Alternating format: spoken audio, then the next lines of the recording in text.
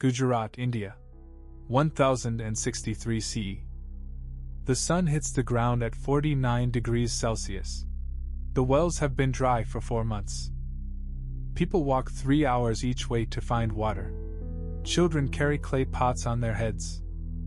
Some don't make it back. And then, someone found a different answer. Not up. Down. What they built didn't just store water. It solved 3 problems at once, and outlasted every empire that tried to replace it. This is the Stepwell, and it is one of the most sophisticated pieces of water engineering ever built. The story of how it was built, and why it disappeared, is the story of what happens when engineering meets civilization. To understand why the Stepwell exists, you need to understand the cruelest water system on Earth, the Indian monsoon. For 3 months of the year, the sky opens. Rivers flood. The land turns green. More rain falls in 90 days than London sees in 3 years. Then the rain stops. Completely. For 9 months. Rivers that were 50 meters wide become sandy channels you can walk across.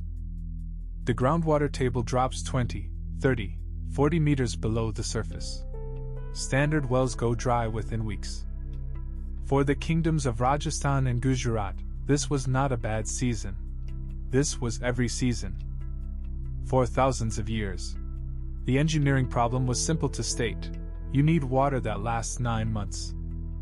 You have 3 months to capture it. Surface tanks evaporated. Pots and cisterns held weeks, not months. The math didn't work. The first attempts were simple pits. Dig down to the water. Climb down to drink it. But primitive wells had a fatal flaw. Every time you needed water, you needed ropes, buckets, and upper body strength. For a city of thousands, a palace, an army, a market, this scaled to nothing. Someone, no one recorded their name, thought of something different. What if instead of pulling water up to people, you built a path for people to walk down to the water? The logic was elegant. Water sits in the ground at a fixed depth. Build a staircase that reaches it. No ropes. No buckets. No machinery. You walk down. You fill your pot. You walk back up. The first stepwells were built during the Indus Valley Civilization, 3,000 years before the Common Era. But it was in the 3rd century CE that the design began to evolve into something extraordinary. Engineers realized that going deeper solved 2 problems simultaneously. More water. And something unexpected. At 20 meters below the surface, the temperature drops by 15 to 20 degrees Celsius. Naturally. Permanently. The physics is simple. The Earth itself is a thermal mass. Dig deep enough and the ground temperature stabilizes at a constant cool. Add water at the bottom, and evaporative cooling drops it further. The stepwell was a natural air conditioner. The engineers didn't call it evaporative cooling. They just knew, go down, and the heat goes away. Now they needed to solve the engineering problem of digging 20 meters down through sand, clay, and rock, without any modern machinery. Thousands of workers. No explosives. Hand tools carved from iron and stone. The excavation took years. The walls were the critical challenge. Without support, the sides would collapse. Sand is not cooperative. They solved it with interlocking stone. Each block cut to fit the next, creating a self-supporting arch system that transferred weight outward. It was the same principle the Romans used for aqueducts, discovered independently, 3,000 kilometers away. The steps themselves required a calculation we would recognize today. Rise. Run. Load capacity. Too steep and you can't carry a full water pot up without spilling. Too shallow and the well is 100 meters wide. They landed on an angle of 18 to 25 degrees. The exact same range modern building codes specify for exterior staircases. In 1063 CE, a queen named Udayamati decided to build a memorial. Not a tomb. Not a palace. A stepwell. Her husband, King Bhimdev I, had died. Gujarat needed water. She chose to be remembered by solving both. Rani Ki Vav, the Queen's Stepwell. It would become the largest, deepest, and most ornate stepwell ever built.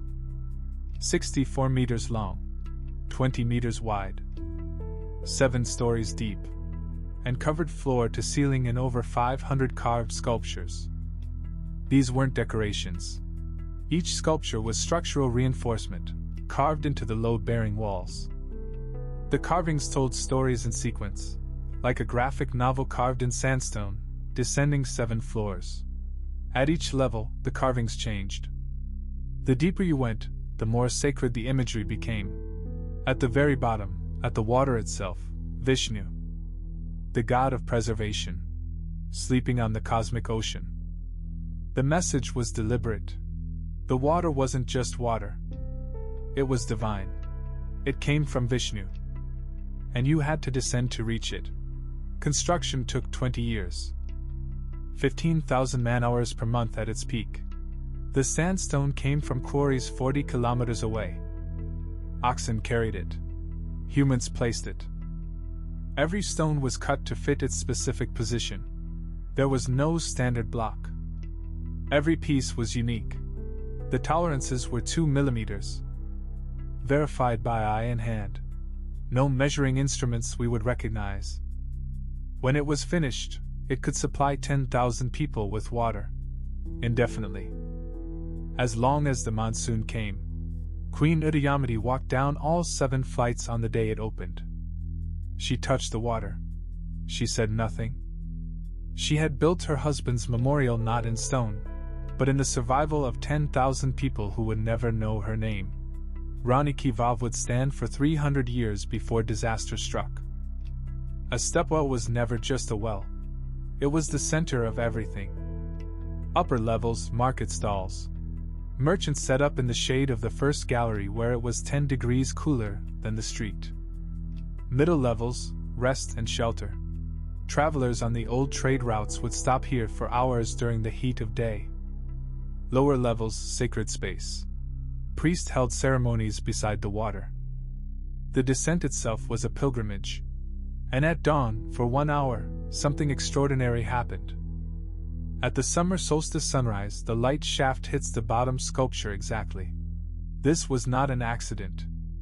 The engineers had calculated the angle of the sun, the depth of the well, and the position of the opening, to create a moment of divine light once a year. Water, temperature control, commerce, religion, and astronomy.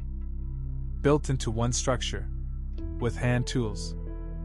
The stepwell was a technology stack. Centuries before anyone would use that phrase. At its peak, Gujarat had over 3,000 stepwells. Every village of consequence had at least one.